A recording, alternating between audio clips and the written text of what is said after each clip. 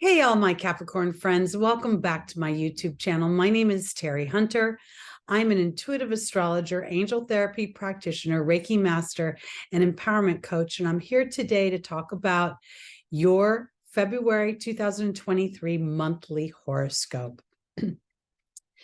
These horoscopes are based on whole sign Western astrology.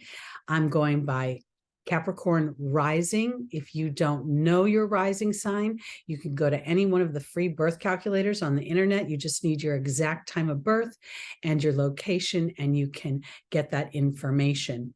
Also, when I reference the day and I'm in the Pacific time zone, so please adjust for your place in the world. Okay, let's start with February 4th. The moon is going to be in Leo at 6 degrees. Leo is your 8th house Capricorn, and it's going to be making a trine to Jupiter at 6 degrees Aries in your 4th house. The moon represents our emotions. It represents the mother energy. It represents self-care and nurturing. It naturally rules the 4th house. Leo by nature is a sign that is, it focuses on romance, on the conception of children, on hobbies and entertainment and fun, and our self-expression.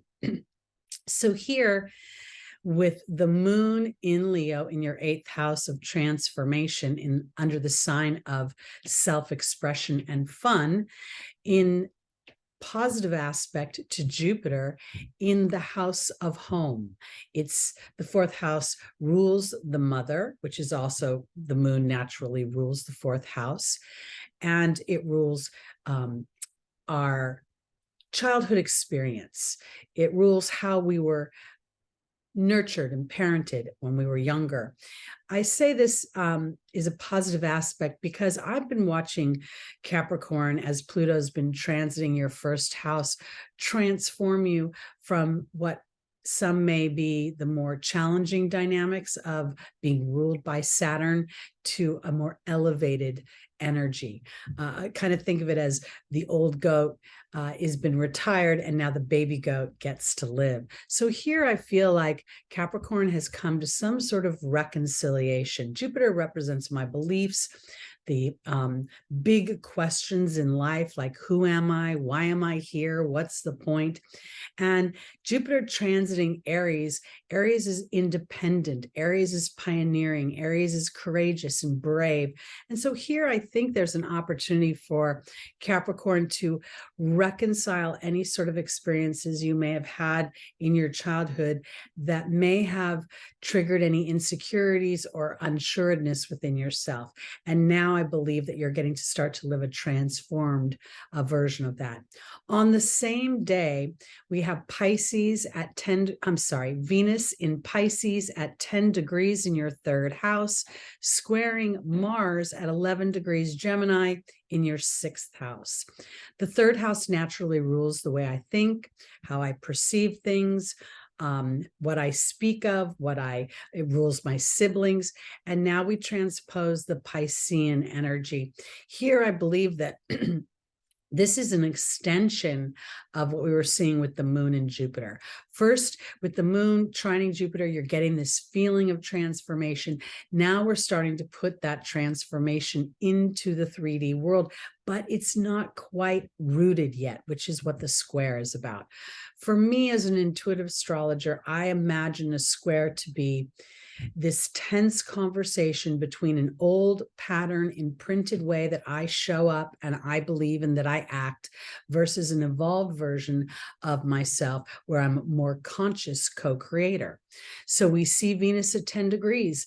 The 10th degree is the Capricorn degree. I think she's ready to start to build new beliefs, a new spiritual dynamic, hence the Pisces energy. Now the square to Mars at 11 degrees is really sort of pinging back to the idea of, am I willing to be brave in how I'm thinking? The energy of Gemini, being the twins, can make me go back and forth a little bit. And here we see this square. Am I who I've always been and how I was labeled as a child? Or am I willing to release that bond or that label and re-identify myself or reinvent myself in a new way? The sixth house rules our employers, employment. It rules our health. It rules pets. It's an energy where a lot is going out to others. It's the house of the servant. So here I feel as if Capricorn, while it's very strong in its duty, in its obligations and obligatory energies, here we're starting to see the value of letting myself be brave and independent within my thought that will actually come back around and be of bigger service once I replenish myself, once I take care of me. I think this is further evidenced by Uranus now moving forward. All the planets are moving forward in February and March and April. We won't see another retrograde until around May, but Uranus is at the 15th degree Taurus in your 5th house, which is naturally ruled by Leo. So this is about your self-expression, about you allowing yourself to birth entertainment, joy, pleasure, hobbies into your life. And the 15th degree is the Gemini degree. So it's squaring the sun in Aquarius in your 2nd house of skills. And here I believe that these three dynamics on the 4th of February feel as if they are teeing up what's going to progress throughout the month, which is a reevaluation of my belief system. And if those beliefs are in fact current, or they are inadvertently an old patterned imprint that I have from when I was younger and that I've been carrying unconsciously into my future. Uranus is the higher octave of Mercury. So there's this genius thought, there's this brilliance about it.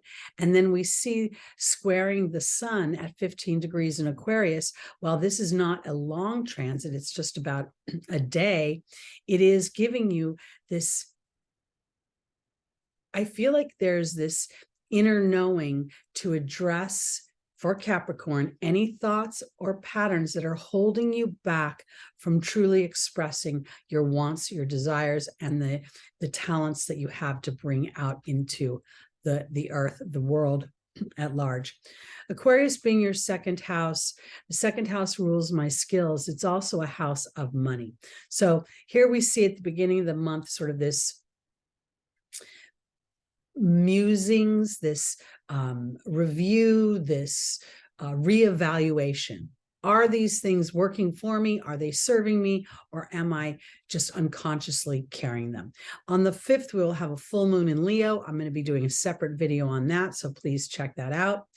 On the 9th, Mercury will be having a very, very tense conversation with Pluto. Mercury is at the 28th degree, Pluto's at the 28th degree, both in Capricorn in your 1st house.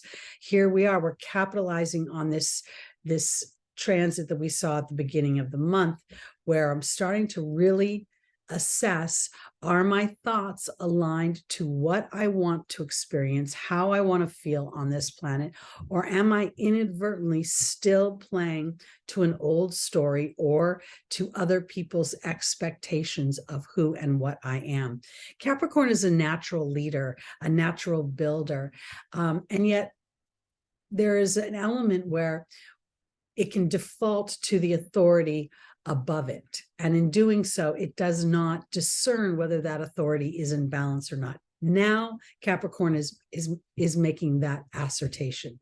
It is really looking at things and saying, are my thoughts working for me? The 28 reduces down to a 10. We also have the 28th degree being the Cancerian degree. So there's a feeling of nurturing myself and nurturing myself in a way that gives me permissions to feel empowered in my life, and not because I'm empowered by the opinion of others, but by my own thoughts, my own self-talk. On the 11th, Mercury will move into Aquarius. On the 15th, Venus and Neptune are going to come conjunct in your third house of Pisces at 24 degrees. I think this is a real dreamy energy. Venus is exalted in Pisces. It's her best friend's house. And here we see Venus and Neptune, listening to good music, reciting poetry, dancing, being very creative and imaginative. And I think in your third house, this is about seeing your community, seeing the possibilities of this transformation that you've been going through. This Pluto going through your first house since 2008 would, for me, very much indicate a complete rebirth in some ways. And I believe that this rebirth is shedding the skin of obligation and now using my determination and my tenacity as a Capricorn in the lane I want to go in. On the same day that Venus and Neptune are having this dreamy conversation in your third house, there will be the moon squaring that conversation at 25 degrees Sagittarius, which is your 12th house. So here, I think that this is going to also, while we're a bit dreamy here, Pisces naturally rules the 12th house. This square in Sagittarius makes me feel like Capricorn will have a brief moment of kind of doing this back and forth energy. There's the evolved version of yourself that Venus and Neptune are offering you, and then the moon is coming back and reminding you of the old story. The 12th house rules our ancestors. It rules places we spend time alone. It can rule meditation. It can rule isolation. But here, I really think it's referring to an ancestral pattern. The 12th house is where we leave the physical body and then re-emerge into the collective. And in doing so, we become aware that we are eternal beings. So here, on this day, there is a little bit of what I feel is a challenge for you, because there's a part of you that gets very dreamy and lofty, and then the moon sort of wants to pull you back into reality. And I think you're working on realizing that reality is where your focused thought is going. Okay, on the 18th, we have the sun entering Pisces, and on the 19th, the very next day, we have a new moon in Pisces. I'll be doing a separate video on that as well. The full moons and the new moons over the last few months have created a pattern. The new moons have been at either the second degree or the first degree, and we're heading towards an Aries new moon at the critical 0 degree on the world axis. So these months that we have been planting the seeds, we're going to start to see something really blossom and grow. At the same time, we've had a series of full moons. There will be a total of 7 of them at the 16th degree, which is the Capricorn degree. I'm sorry, the Cancer degree. And it's also 16 reduces down to a 7, and we're in a 7 year. And that's very powerful for introspection and spiritual incorporation of concepts into our 3D experience. So look for that new moon video. On the 20th, Venus will move into your 4th house of Aries, joining Jupiter and Chiron. And this is where Venus feels a bit feisty in Aries. I always kind of picture her like that Disney movie. I think it was called Brave, with the redheaded Scottish girl. I picture her looking like that when she's in Aries. She will be making a conjunction as she moves in further and further into Aries in March with Chiron and Jupiter. But as we ramp up for that, we'll see on the 25th I believe on February 25th, we're going to start to see some revelations, some epiphanies, the transformation of Chiron from the wound to the gift. And I think this is a result from the contemplation that you've been doing, the intentional awareness of your thoughts, looking at how your mind is looped and patterned, and just that awareness is giving Capricorn an opportunity to shift that focus. So on the 25th, Venus will be at 7 degrees, Jupiter will be at 11 degrees, and Chiron will be at 13 degrees. The Venus at the 7th degree is the Libra degree. So I'm starting to feel some balance as I have an awareness that I can choose to continue to feel wounded about myself, about my assertion of myself, who I am, where I've been, or I can now start to really rewrite those beliefs. What if all of that yesteryear is just the platform for an amazing life moving forward? Capricorn by nature and Saturn, your ruling planet, you build reward over time. Saturn rewards for your endurance and tenacity. And I think this is where you're going to start to see that in a higher vibrational way, like in a way where you applaud yourself for your efforts. At the end of the month, on the 28th, Mercury will be at 27 degrees Capricorn, making a, it's going to be at 27 degrees Aquarius, making a conjunction to Saturn at 29 degrees Aquarius in your second house. So here we're starting to see, this is where Mercury and Saturn are having this sort of, I hate to use the term, but it's like Saturn saying, let's get real now. Are we going to continue to go down this path of constantly looking and feeling insecure about ourselves? Are we going to constantly go down this path of not trusting our inner knowing? Or am I now more willing to move my story forward and to revolutionize myself, to liberate myself? Saturn is the natural co-ruler of Aquarius, the ancient ruler. And Uranus being the modern day ruler, these two planets are perceived very different. Saturn riddled with duty and obligation, and Aquarius being full of, electric, rebellious, liberating energy. And I believe that the reason these two planets commingle here in Aquarius is because Saturn does not really care what lane you pick. Saturn doesn't care how liberating, how genius, how brilliant you are. Saturn just wants you to put in the time and the hard work and the focused thoughts. So here, Saturn at the anaretic degree, the 29 reduces down to an 11. 11 is the master number of thought. The 27 is the Gemini degree, which is mercurial. It's also a 9, which is the culmination of a cycle. So this whole month of February feels like a progression, a continued progression into awareness that my thoughts are things. I am contributing to my experience by my focused thought. And now I'm starting to line up that thought with thoughts that serve me, that I find joyful and entertaining and fun and fulfilling. And then Capricorn builds this into the material world for everyone to see. And that is what I call leadership. Okay. That's it for Capricorn for February 2023. Again, my name is Teri Hunter.